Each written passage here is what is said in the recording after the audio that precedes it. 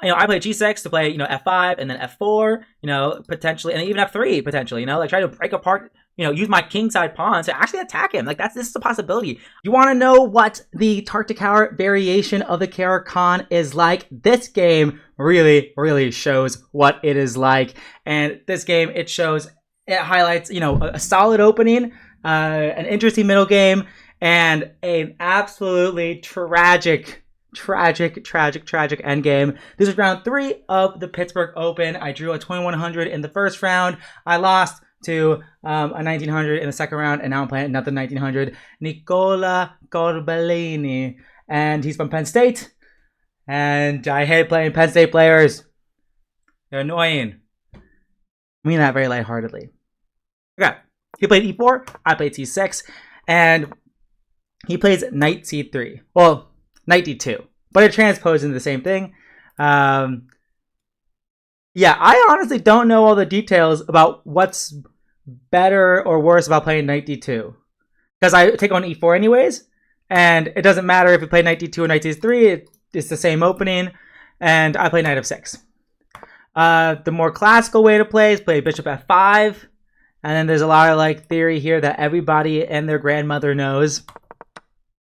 And there's another way you could play with Knight D7, the CARO variation. So you're trying to play Knight F6, and if he takes, you can recapture with your knight and keep your position solid.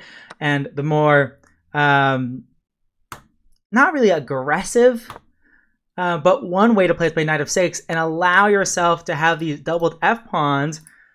But the point is, you're going to develop more quickly. And this F6 pawn is actually really good at controlling these key 2 squares, the E5 and G5 squares. Plus, with an extra pawn, if you cancel kingside, your king has an extra shield, and it can be very useful. So having 4 pawns in front of your king instead of just 3. So he plays C3, guarding his D4 pawn before he plays Bishop D3. I develop my bishop. He develops his bishop. I castle, and he plays Queen C2. This is all normal. This is all theory. I play rook e8 check. He blocks with his knight. Now I play H5. If I play a move like G6, that's too passive. He's going to play H4, H5, castle kingside, and I'm going to be attacked. Note, in this position, much better, the cutting edge theory, or whatever you want to say, is H5. And after he castles, H4. And if he doesn't play H3 and play a move like Bishop E3, for example, I might not play H3. I could, but I might not, because one benefit of the pawn on H4 is that it does control the G3 square from the knight from getting there. So it actually does serve a really good purpose on H4. But if he did play a move like Bishop E3, be like, okay, well, what if I play H3 and I soften up these light squares around the king? So he would have to consider that. And yeah, I probably would play H3. Not 100% sure there. I didn't really think about it, because everyone always plays H3 themselves to stop Black from playing H3. And it makes a lot of sense, because if Black were able to play H3, then that's a huge concession for White, because now the kingside pawn structure would be a lot more restricted. Okay, so I play Knight D7, he plays Bishop E3, I play Knight F8. So I've reached positions similar to this many times, and actually in a few moves. So first he centralizes his rook, and I move my queen out of the way. So this is the first move where I really wasn't 100% sure on what to do, because I had a game last year at the Pittsburgh Open in round 2. So Pittsburgh Open in 2024, round 2, where instead of Bishop E3, I think my opponent went Bishop D2, if I'm not mistaken. Don't 100% remember. And that's a Knight F8, Rook here, and I think I went G6, and then F4, F5, and C4, and something along these lines, and he went like this, and it was a very complicated game that I eventually lost.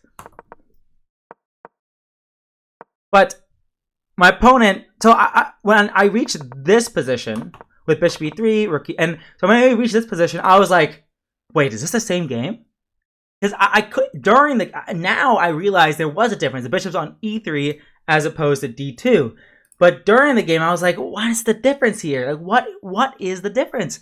Like this is the same game, right? But I don't have enough time to play g6 and f5.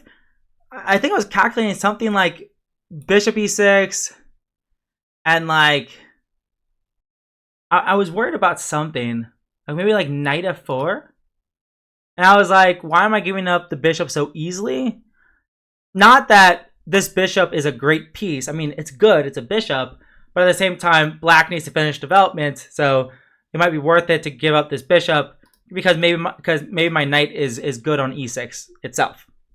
But I just wasn't really 100% sure what was if I needed to do this. So I decided to go queen c7 first. I'm like, it can't be bad. Now I'm controlling f4 a lot. Nah, then I'll finish development.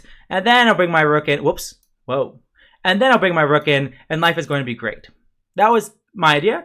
Queen c7 felt natural. And so far, I mean, we've both been playing very natural moves. I mean, like, you can't get more natural. Like, we both put our bishops out. We both castled. We both putting our rooks in the center. Like, we are playing very principled chess. Now you play c4. And I play bishop e6 because now I control the f4 square. And if he does ever go f4, then I could do a move like bishop takes h3 and bam, discovered attack on this bishop on e3.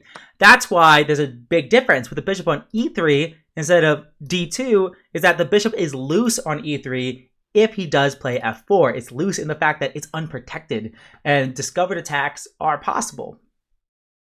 So that's why I was comfortable playing bishop e6. I'm not afraid of f4 and f5. Like, for example, if I didn't have a discovered attack, let's say like I just played g6 and I could play like f5, and like this is just uncomfortable because I have to like either triple my pawns, which is so ugly, or like move my bishop back, and like this is also I'm just losing a pawn. Like this is just bad news bears. So that's why it's very key that like if f4, like if I didn't have bishop takes h3, if f4, then I'd probably have to play g6 here to meet f4 with f5 to stop any sort of kingside initiative. Of course, in this position, the bishop on e3 is hanging, but if the bishop was on d2, I would have to meet, I have to play g6 to meet f4 with f5. Okay.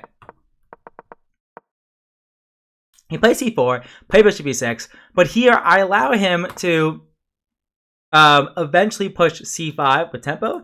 He first centralizes his rook, which makes sense. But here I was sort of feeling confident because I have great control of the d5 square. And here he should probably play a bit more slowly and like play like knight c3 maybe and prepare d5 at the right moment. I'm not quite sure. Like that's the plan I'm most afraid of. Him adequately controlling d5 to push his pawn through. But instead, I play g6 to play, f5 and then f4, potentially, and even f3 potentially, like try to break apart, use my king side pawn to actually attack him. Like this is a possibility. I have my bishops lasering his king. Like an attack could actually be brewing here. It's not really far fetched. But the plan I was most afraid of was knight c3 and him trying to get d5 in, but instead he plays c5. And I had a bit of a mixed feeling about this move because on one hand, yes, he commits to c5, and now this d5 square is a hole in his position, and this is a backwards pawn, so my play is really easy. I want to try to keep control of this d5 square and target his d4 pawn. So bam, easy play. But, he could kick my queen around with bishop f4. And this is what I thought he was actually going to do, but I guess he wasn't convinced it was very good. But honestly, my position feels I'm a bit cramped, but I guess it's probably fine because maybe I can go queen d8 and play bishop d5 and knight e6. Maybe that's why he didn't play it. Instead he played knight f4, which just straight up attacks the bishop. So he gets knight f4 in, and is going to win the bishop for the knight, unless I play a passive move. But this is a bit different than earlier in the game. if I had done it here, if I played bishop e6 here and played queen c7 now, well, now he hasn't committed his pawn to c5.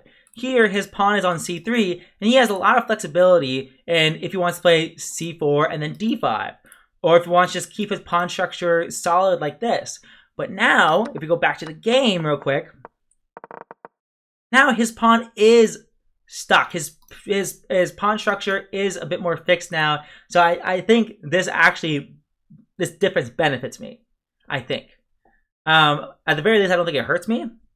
But I play f5 now, and I have this king-side structure, which on one hand kind of looks a bit flimsy. Like I'm pushing pawns in front of my own king, and this pawn feels a bit isolated and weak, and I can't really get my pawns rolling. This f5 pawn would be a bit weak, but he ends up taking on e6.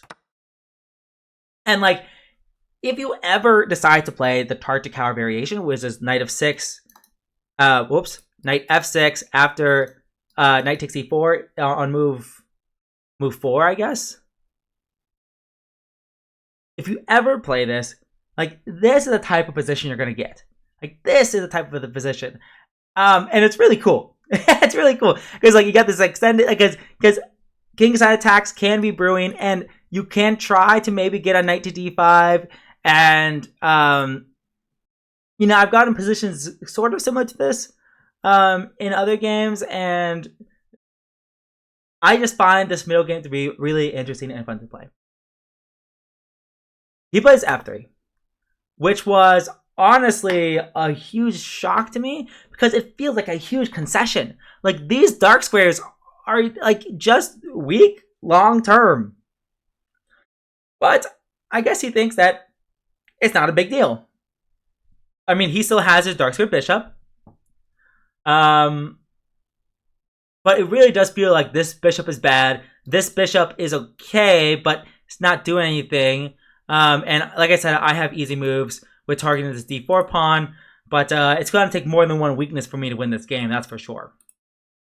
I play knight f4, attacking the bishop, and I felt really good about my position, because maybe I'll rotate back to d5 and attack the bishop. Maybe I'll play bishop f6, attack the pawn. And if he takes me, I am so happy. I am so happy. Well, firstly, this pawn is just hanging. And it's going to be really difficult to defend. If it's bishop c4 to defend the pawn like this, now I'm going to play bishop f6.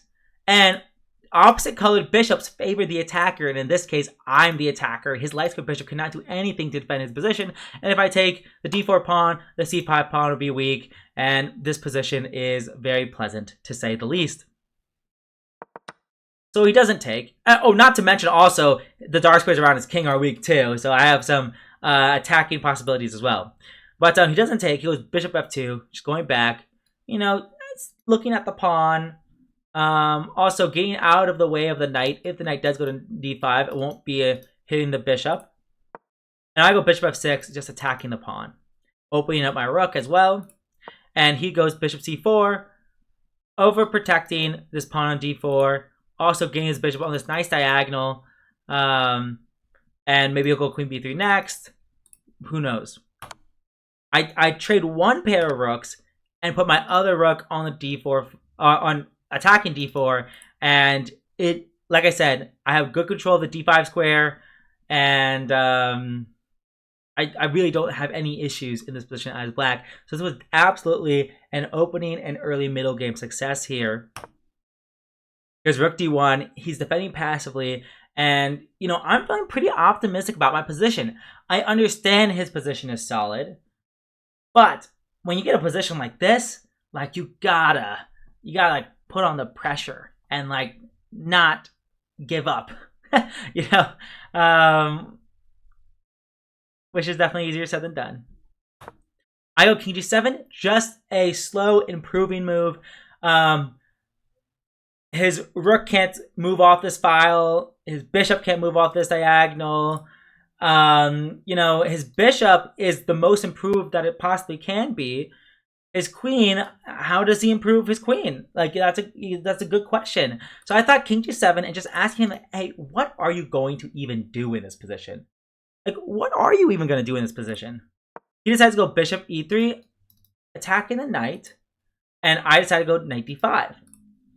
I didn't have to go knight d5, but I did like the idea of, like, if he did take my knight and I took back with the rook, oh man, this is a dream scenario. Like, every endgame looked good. Like, if he did take my knight, like, let's say I play, like, I don't know, a6, for example, and he took my knight, I feel pretty good about this endgame. I mean, I'm just going to straight up just win this pawn. So I'm not afraid of him winning, taking my knight, but I'm also not afraid of him, you know, taking with this bishop too, because this endgame also looks very pleasant. His bishop is passive, not massive, and my bishop targets his pawn, so it might not be enough to win this game. I don't have enough, you know, it's only one weakness I'm targeting, but I still would feel very good about my chances here. But he goes back to f2, and now I go bishop g5. I'm stepping forward in the position, so I felt very good. Objectively, looking at it now, like, maybe I should have just gone back to f4, because if he goes bishop e3, maybe now I go rook e8, attacking the bishop. If he goes rook here, maybe at some point I can even just, like, sacrifice the knight on h3, because after pawn takes, I can play queen g3 check, attacking the rook, and then after king f1, I can play... Oh, I can't play bishop takes d4 because this comes with a check. That's sad. At the very least, I can sacrifice my rook to win this pawn. And if he moves his rook to d3, for example, his queen is guarding checkmate. I can go check here and check here. Maybe that's not enough, though. I thought I would have more, but maybe I don't. Maybe check here, check here. I guess at the very least, I have a perpetual. I guess you could go here. I guess this is losing, probably. Okay, so that sacrifice didn't work. But it's an idea. So maybe rook e1. Maybe now I could go queen a5, because the bishop is pinned to the rook. And if it goes queen d2, that would be bad, because I can take, and take. So yeah, so this position isn't easy for him to play. But my ideas aren't super obvious either. But I ended up going back to knight d5 and going bishop g5, because it felt like, okay, maybe I can clamp my knight in on e3 and win, and forcibly win this light squared bishop. Which is not the worst idea, but maybe doesn't help my position as much as I thought it would. Here goes rook e1, taking the open file, and I play queen a5, and I have a very simple idea. A very simple idea. And that is, I'm going to play knight e3, attacking his queen and bishop, and he cannot take, because then I'm going to take on e1. And sure enough, he plays a3 to play b4 potentially. And I just play knight e3, and that's that. I think instead of a3, he could have played rook e2, so then he could meet knight e3 with just taking, and now his rook is not hanging. But instead, of course, if he takes like this, I can take and play queen check, and I pick up the bishop. So he can't sacrifice his rook for the two pieces either. So I felt it was a really nice tactic. Of course, he plays b4, then I'm going to take and take the rook. So everything is losing for him. Everything is losing. Well, if he takes. So he doesn't. But now I win the light squared bishop, and now his bishop bad, my bishop good. I thought it was very simple. And I'm like, I know I'm not winning this endgame, but I am slightly better, so I'm going to press. Press? I'm going to press in this position. I'm going to press. I'm going to try to do better. Try to win this position. I ended up playing queen e2 fairly quickly. And I just thought that queen c3, I just have a better endgame. I ended up thinking about this position for a long time, because I thought he couldn't play queen c3, because I would take and play bishop d2, and after rook b1, I would take. He could take here, and I was like, oh my gosh, I thought this was waiting for me, but he can go rook b1 and take on b7, and this is not so obvious. If I play rook d2 and he plays rook b1, I go rook d2. Well, now he can either play bishop e1 maybe, or he can play rook b3 perhaps, although I'm not so sure about that one. And I'm like, what did I do? I was not happy with myself at all. In fact, you know, you can even just take this pawn if you really wanted to, although, oh no, but then he still loses this pawn and he's going to lose that pawn too. So yeah, I don't really know, like, it just didn't look very good to me. It really didn't. But looking at it now, like, black is probably still a little bit better. I guess bishop e3 is necessary. Or bishop e1, I mean. Bishop e1 is probably necessary. And then I could go bishop e3 check, bishop f2, f4. And then if he takes and goes here, I can go here. And if he goes here, I can go here. And I have this really nice clamp on the dark squares. And my pawn weaknesses are covered. So maybe this is what I needed to go for. But I thought a long time trying to evaluate this endgame. And another thing I was trying to evaluate was like, oh wait, what if I just go bishop f6? This is perfect. And then I was like, oh no. At a bare minimum, he has bishop takes h4, and my queen is hanging. Because my bishop is pinned. And if I take, he takes with check. And then after he takes, his rook controls the open e-file, and I cannot contest it. And I'm just down a pawn, and my position sucks. And like, for example, if I go king f4 trying to get activity, king f2, and he's going to push me back. If I go back, he's going to go forward, and like, I cannot control the only open file. I have no play in this position. I'm going to go on to lose this game. So I was like, oh my gosh, king f6, there's bishop takes. But there's also maybe queen takes, bishop takes. Okay, I guess here he doesn't have any tactics. But I was really worried. I was also worried about I also considered king f8, which is what I ended up playing. And I thought it was a good way to play, because now if he takes my queen, which is what he does in the game, my idea was that I attack his rook with tempo, and it's still not going to be easy for him to proceed. But he just plays rook d1. I'm forcing my bishop back. And I thought, okay, well, this endgame is not so bad for me, because I'm going to go run my king in the center and apply a lot of pressure on this d4 pawn. So I thought for a long time, like over 20 minutes on this exchange, and suddenly, bam, all these moves instantly, and I realized I'm losing. And I'm like, oh my gosh, what did I just do? What did I just do? This is just a checkmate threat. Checkmate is threatened in one move, and I was like, I just put myself into a mating net. If my rook was on d7 and could contest the rook on e7, this is a great endgame. I mean, maybe not great, but it's like, I'm going to be pushing here. I'm pushing for a win. I'm going to try to win this game. But no, instead, I absolutely blunder like a dummy dumb, and now it's game over. It's game over. I play f6 to cover the checkmate threat.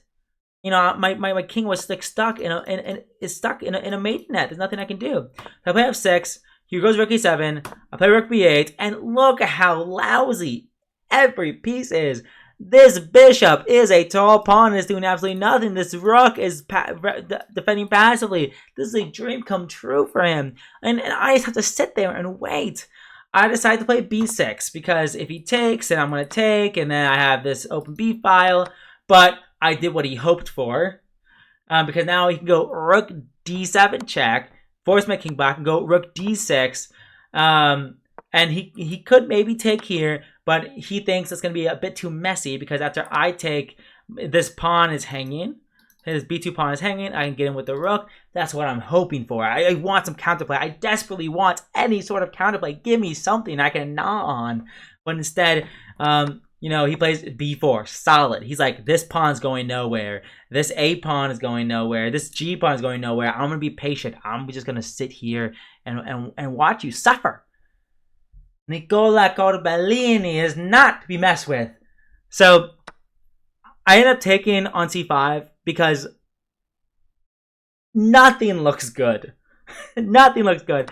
And one of my ideas is like, maybe I'll go, you know, a5 and just like get in. I'm gonna get in. I'm gonna try to break through. And I'm not sure what he would have done if I played a5. I assume he would have taken, or maybe he goes king c4. Okay, king c4 is probably what he would have done. And then I could maybe like just take, and my position sucks. I don't know what to do. I don't know what to do. So yeah, this probably would have happened. Probably would have gone king c4. But maybe I could hope he doesn't go king c4. And so I go rook c8, and I'm like, wait a second. This rook has hardly any squares. Like, legitimately. Like, this rook has so little squares. It's almost trapped. Wait, can I trap this rook? And, like, suddenly I'm, like, thinking, like, maybe I could. Like, maybe this rook isn't actually an asset. Maybe it's a liability. But he brings his bishop forward to attack f6. And I'm like, oh, shoot, this is not good. And, like, what move am I supposed to make? Like, it's like, all my moves are bad. My bishop's stuck. My rook is stuck. I end up going bishop f4. And there are some tricks here. If he takes the rook on f6, I can play rook d8. And if he takes another pawn, I can go bishop e5, and I'm going to win the bishop. Because, of course, if he moves a king or something like that, then I can sacrifice the rook and win his rook. So, you know, there's some tricks here. He doesn't fall for any of them. But it's close to working.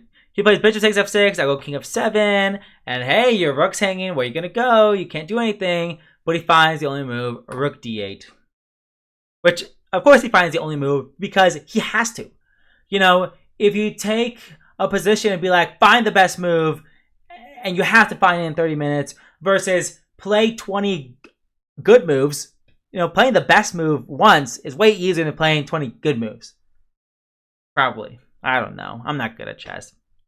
So, yeah, there's nothing I can really do. If I avoid the rook trade, I'm just going to be down 3 pawns. I guess just 2, actually.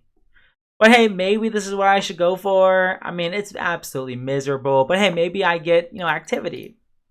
Maybe my bishop isn't dead, which is great. But instead, I decide to just trade rooks. And yes, I'm down a pawn, but maybe I can try to hold. But the issue is, I'm defending. Like, this pawn is just such an easy target for his bishop. That's the real issue here. I forget what I didn't like about bishop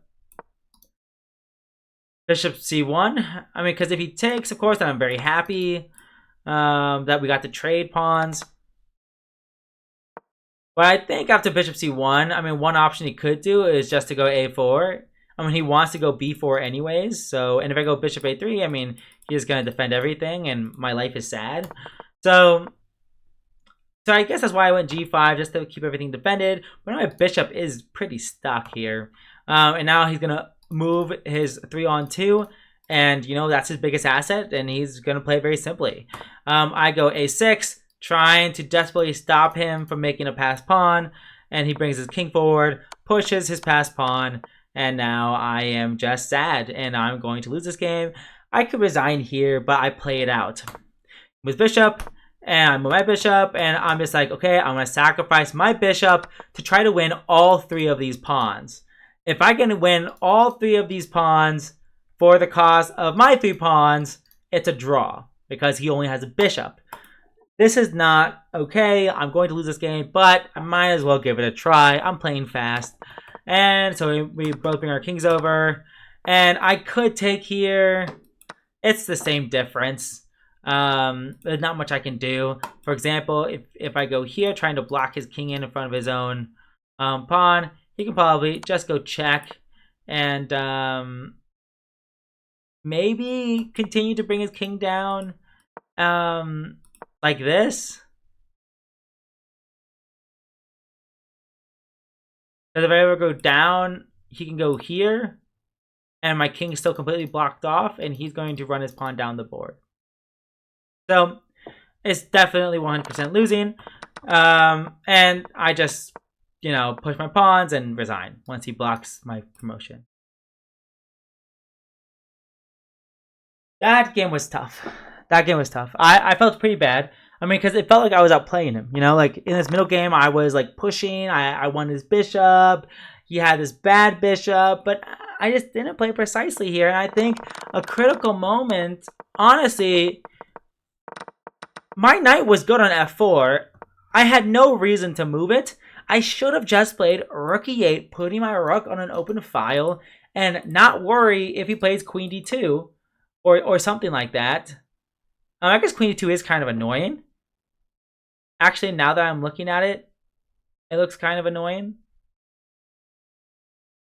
Even here, I sort of want to sacrifice the knight on h3 and go check. Because if queen blocks, then the bishop on g3 is loose. And if the king moves, I'm just going to go check. And the bishop blocks getting out of danger. Then I can probably go check. And if king g1, go check. King h1, I can go check. And maybe h3. So I can go queen g4 and queen g2 check and mate. And it's not so easy for him. So there's a lot of possibilities here.